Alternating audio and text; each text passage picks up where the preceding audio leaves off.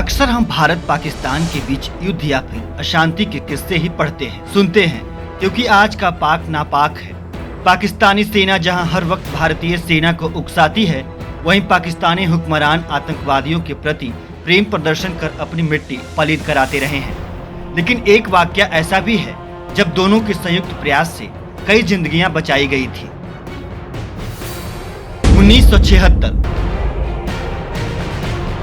पूरा देश आपातकाल की आग में झुलस रहा था।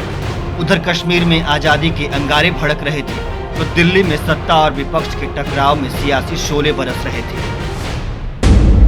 10 सितंबर 1976 इंडियन एयरलाइंस का विमान हाईजैक होता है। दिल्ली से मुंबई के लिए उड़ान भरने वाले बोइंग 737 विमान में 66 यात्री सवार थे। उस वक्त 6 कश्मीरी युवा आजाद कश्मीर के मुद्दे पर लोगों का ध्यान खींचना चाहते थे। इसी वजह से उन्होंने इंडियन एयरलाइंस का विमान को हाईजैक करने का फैसला किया। इस विमान को मुंबई से पहले जयपुर और फिर औरंगाबाद रुकना था, लेकिन विमान के धरती छोड़ते ही 2 लोग कॉकपिट में घुस आते हैं। पायलट की कनपट्टी पर पिस्टन सटाते हैं और विमान का रास्ता बदल जाता है। दोनों युवा विमान उड़ा रहे कमांडर BN रेड्डी और को पायलट RS यादव को हुक्म देता है, विमान को लीबिया ले चलो।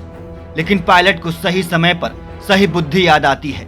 पायलट ने कहा, लीबिया तक पहुंचने के लिए हमारे पास पर्याप्त ईंधन की व्यवस्था नहीं है।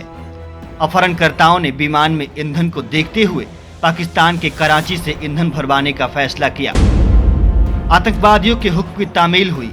उनके कहे अनुसार विमान कराची में उतारा गया। तब तक भारत सरकार को भी इस मामले की भनक लग चुकी थी।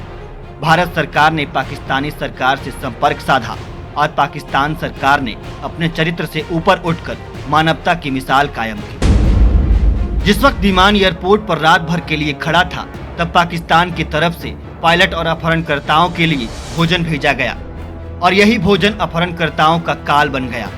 नशीला पदार्थ मिला भोजन खाकर अपहरणकर्ता बेहोशी की नींद में सो चुके थे।